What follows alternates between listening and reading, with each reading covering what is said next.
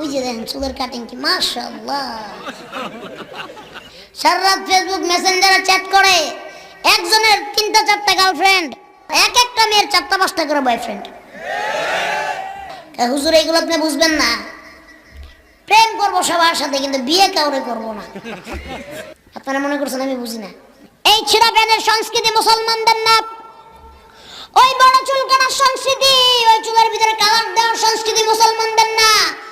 এই সংস্কৃতি ওই ইহুদি খ্রিস্টানদের।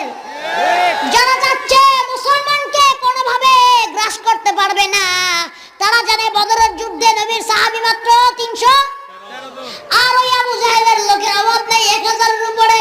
তাদের কাছে অস্ত্র শস্ত্র গোলা বারুদ, আমার নবীর সাহাবীদের কাছে শুধু খেজুর পাতার ডাল। ওই 313 জনের সাথে অত হাজার হাজার সৈন্যরা পারে নাই। ইহুদি খ্রিস্টানরা